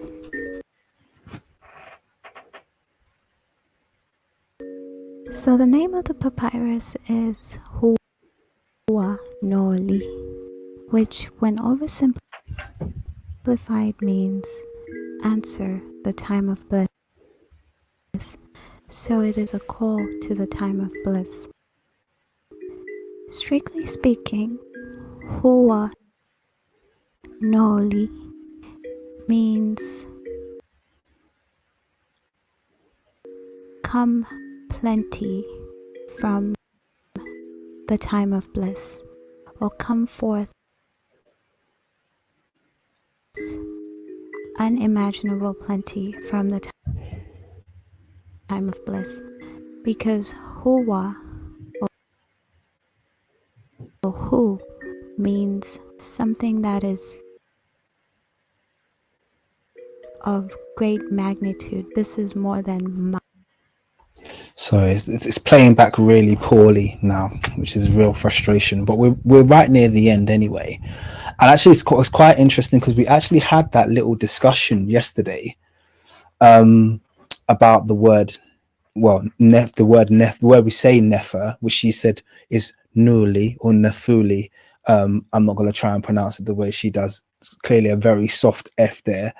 And the fact that it seems to have translation somewhere between flight and a lot of the, interestingly, the Semitic languages seem to have it as flying, The West African languages have nefer as flying. Someone said Igbo, in Igbo, nefer means flying, but then you have it meaning beauty as well. So I think the Proto-Bantu, from what I can see, the Nuli or the Nufuli, or however it is supposed to be pronounced, me murdering the word again, but it sounds like it's more linking to beauty because she talks about a time of bliss. So I'd imagine bliss and beauty are synonymous meanings there. It would be interesting to get people's feedback on where Nefa or Nefuli or Nefil means in their kind of local language. It would be very, so yeah, Wildflowers just said it means beauty. So it's very interesting. Once again, I wouldn't even use that as a means of disconnecting the two meanings because they probably have some kind of consummation there.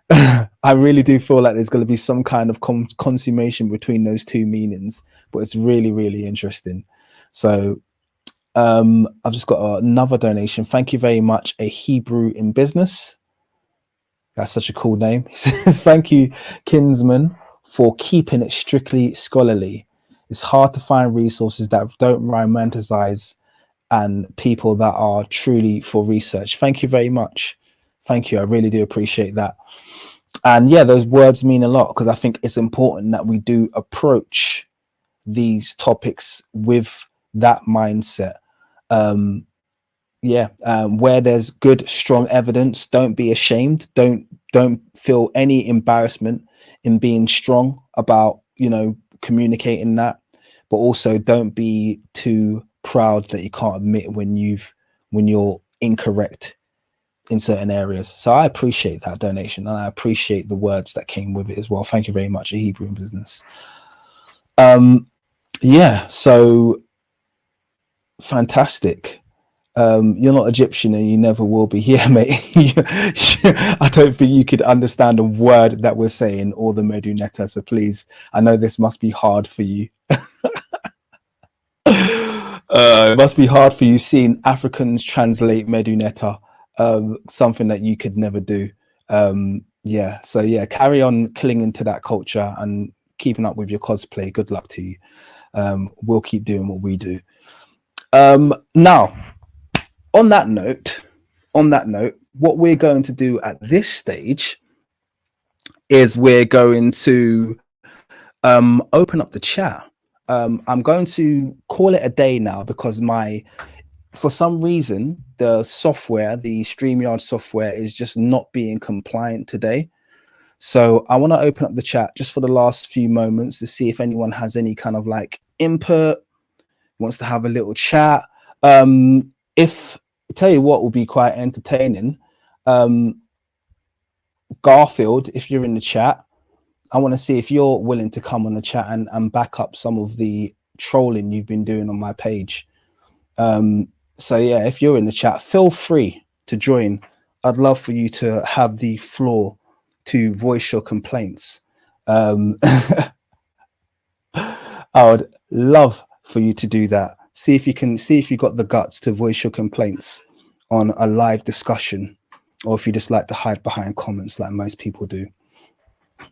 But yeah, I think it's been it's been really eye-opening. I would love to have gone longer. Someone said I've gone too short today, but actually everyone complains my live streams are too long.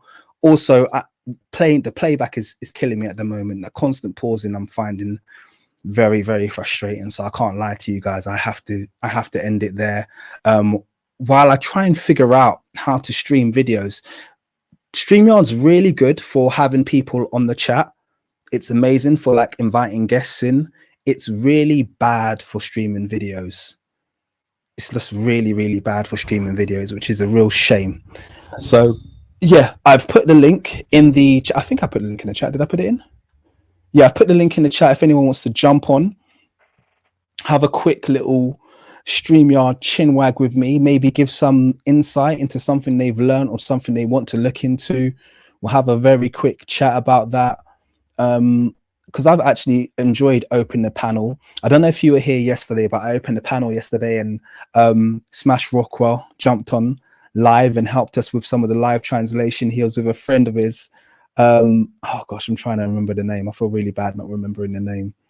But we had, it was really good. It added a lot of value having him come on and actually help us to break down, and we learned a lot. So look, this has been 2 live streams in a row. Think about it, 2 days ago we hadn't really done any dives into the Medunetta, and now it's been 2 continual days where we've looked at the ancient Egyptian language, and I feel like it's adding to me. You know, I feel like I'm really coming to grasp with how it connects, essentially connects the people.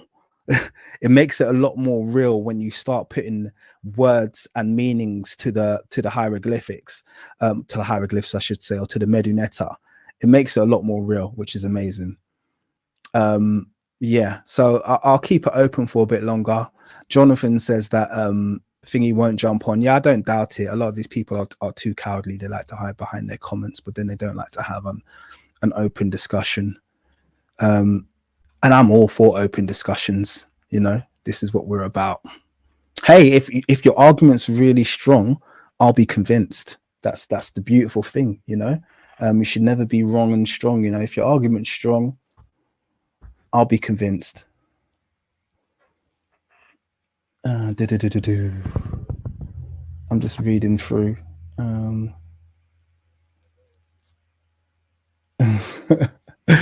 It is funny. Some of the comments that I get. Sometimes I can't resist but address the address the trolls, because you know you can't give them free reign to talk nonsense. You know, you literally can't do it. You have to challenge them sometimes right there and then. So Nefertiti, Ginger Fox says Nefertiti means beautiful one has arrived. If you take the traditional translation, yes, that's what it means, or the beautiful one has come. If you take the Tigrinian translation, it means the flying one has arrived, which is very different. And I'm sure, you know what I would love to get, Ian Yenzi. Oh, this is what I can do right now. One of the things I can definitely do without any excuses is share some links with you guys. So I'm going to put these in the descriptions, but I'm going to share them now as well. These are the links to Ian Yenzi's channel, to some of the videos we've watched. So the one that we're watching at the moment is this one. I'm going to pop it in the chat. So there's the video we're watching at the moment. Okay. It's even taken a while to post videos. That's really weird. That's the one we're watching at the moment. This is the what did ancient Egyptians sound like. I'm going to post the link to that as well.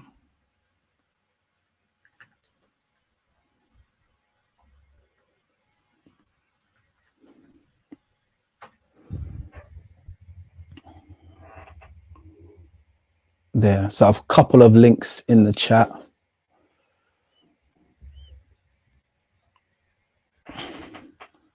And please do subscribe. She's relatively new, I think, on YouTube. And I think I'm going to ask everyone here, if you do visit her channel, give her encouragement.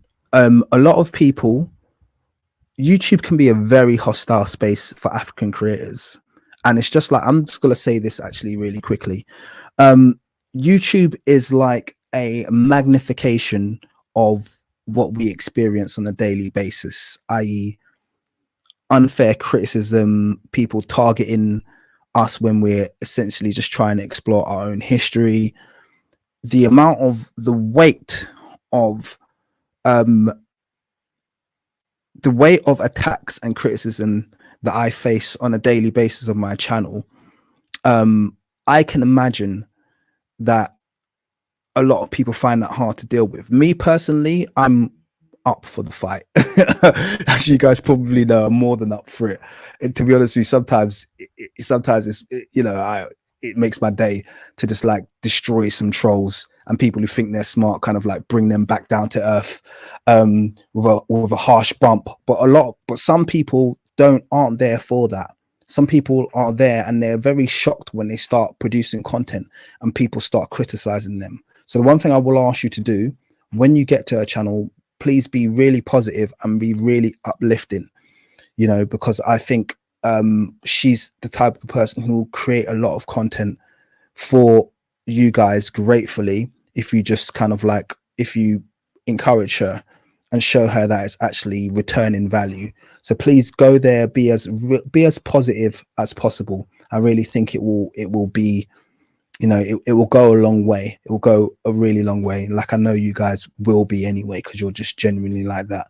On, you know, definitely my community here is fantastic. So I appreciate all of you, by the way. Okay, I'm going to read a few comments and then I'm going to get the heck out of here. It is a short one today. I say short, we're going to be going nearly 2 hours, guys. So I think we're getting used to these long streams. But let's have a look. Let's have a look.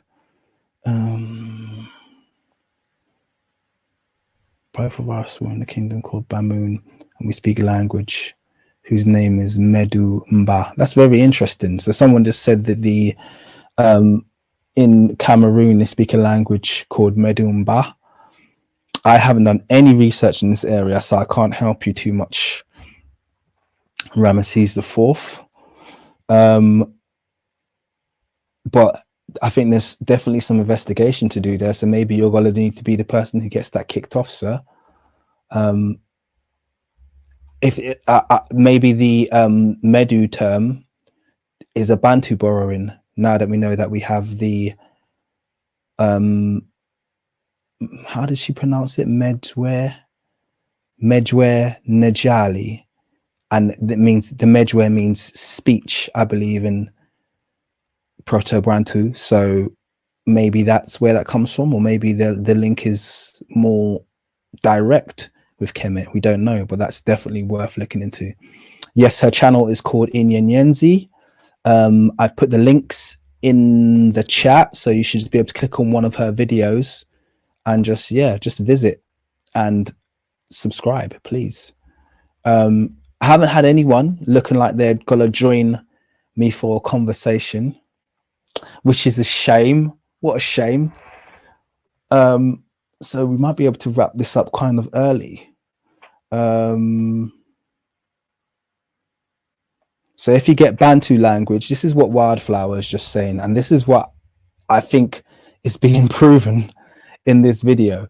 And it did shock me, because I had no idea that the connection was this genetic between the languages. But she essentially says here, look, if you get Bantu language and you take out the vowels, you get Meduneta. That is amazing and intriguing and scary all at the same time. So now I'm like, I'm fully locked in, always open to learn more about these different African languages and their links to Meduneta. And this is something that can only be returned with jealousy and hatred by people who desperately want to be linked with the ancient Egyptian civilization, but they don't have these cultural links. They don't have these linguistic links. They don't have the anthropomorphic links. They don't have anything. They just have an occupier's mentality. And so it's just amazing. Like, this is just another string in the bow. Think about the video that I posted a few weeks ago about called was Tutankhamun Black. I didn't want to call it that, by the way. I just did that for the click, so you're gonna have to forgive me. I wanted to just call it the Africanity of Tutankhamun, because that's really what I was exploring.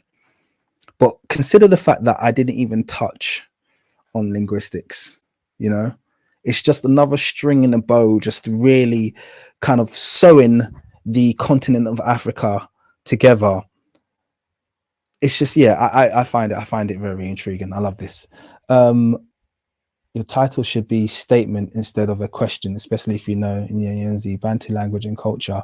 It's definitely descended. Well, no, I kept it deliberately. So I know you're talking about, I think you're talking about my video title where I've said Bantu, ancient Egyptian equals Bantu. And I explained at the beginning why I have that as a question mark, because I think, yes, she's gone a very long way into proving the genetic relationship between Meduneta and the Bantu language, but I don't have an exclusive view of that.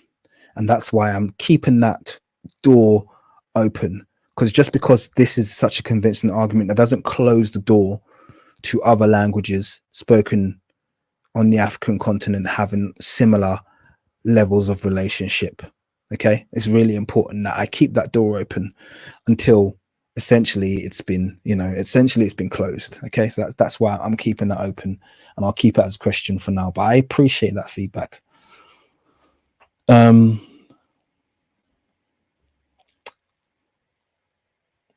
right, I think we'll call it a day there, guys. I've had a fantastic day. Can I give a quick thank you?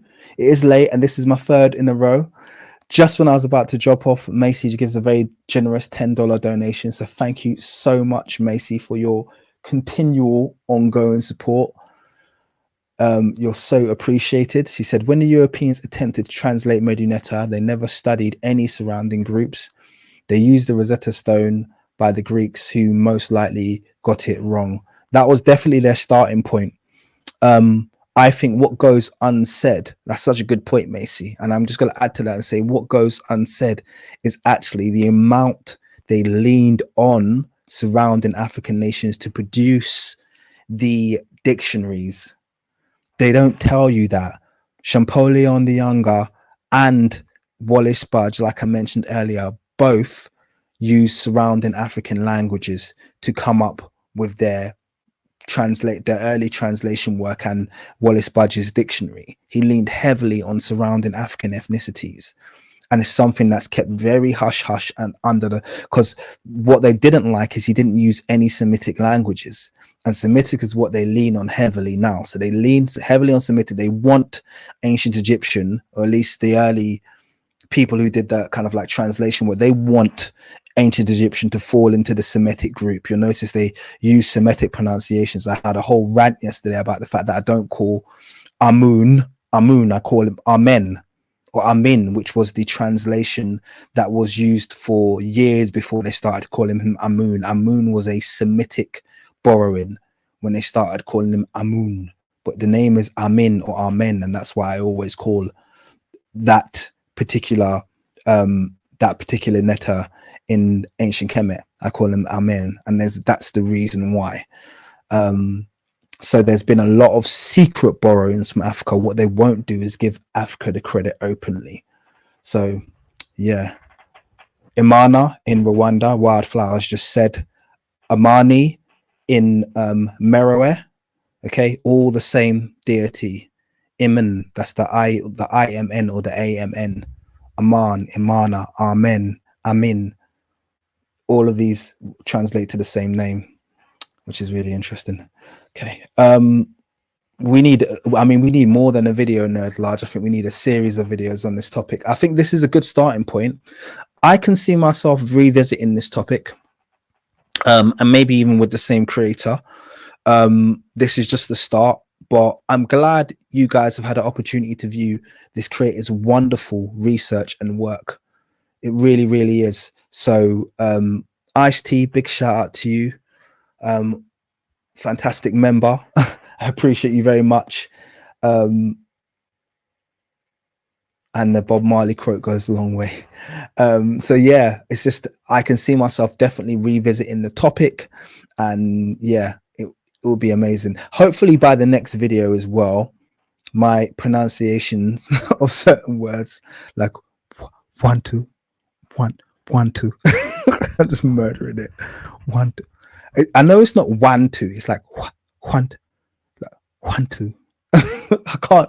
I hear her say it. She sounds so delicate. And you know what's funny? Some people will take this offensively. I don't care.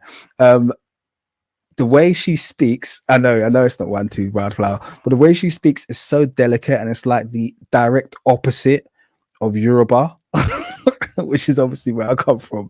They're like, that's like the harshest, most shouty language on the planet. So it's like trying to teach someone of Yoruba descent raised in England how to speak Proto-Bantu. Forget about it. Just forget about it. It's just not going to happen. Yeah. Good. David said he's sub to a channel. I hope the rest of you are sub to a channel. Don't unsub from my channel because my bad pronunciation. I am trying. I appreciate everyone who's come and who's logged on today. I've had a really fun live stream. I've got Christopher Ehret's book already, Ramesses IV. It's one of my favorite reference books for the for languages in Africa. So yeah, I've got his book already. His book on the history of language in Africa. That's a really, really good book. That's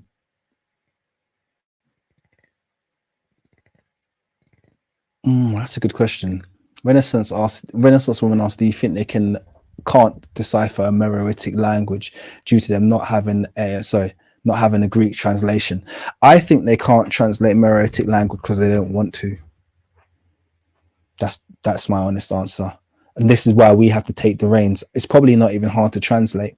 I think they can't translate it because they don't want to. If what I'm saying think about it this way, if what I'm saying about ancient Egyptian being a lingua franca is correct, my guess is that the Meroitic script is probably not far from ancient Egyptian. It probably uses the same symbols, just kind of like derivatives of the symbols. It's probably very easy to decipher. That's my thought process. I reckon Meroitic is very easy to decipher and probably uses the same symbols as Medunetta. That's my thoughts. I don't think they want to translate it, so we have to lead the way in terms of getting that translated. If they had their way, they would destroy everything in Meroe. Did any of you guys know that Meroe was an island before? It was known as the island of Meroe because it used to sit between a split in the Nile. So the Nile would part and then join again. I talked about that when I talked about the Nama Palette. That entire plain has now been flooded, where Meroe used to sit, or at least most of that plain has now been flooded. In addition to most of that plain now being flooded, I'm sure most of you guys knew that a majority of the pyramids in Sudan were deliberately blown up. I'm sure you guys know that they were blown up by literally one or two Italian explorers were basically given access to dynamite and just basically went up and down the Sudan, blowing up the pyramids. So this is how much disdain they treat that Nile Valley civilization, that kind of undeniable Black African civilization. This is how much disdain they treat it with. It's not something that they were in a hurry to try and figure out how to translate Meroitic. It's something that they would prefer to bury than for it to be uncovered fully. Okay, so yeah, that's my perspective. My guess is that it's not hard to translate. Let's get some of our scholars who are reading Medunetta to look at some of those scripts and see if we can get it figured out, because it might not be that hard. I could be wrong. It could be completely different, but my gut says it isn't. My gut says it isn't.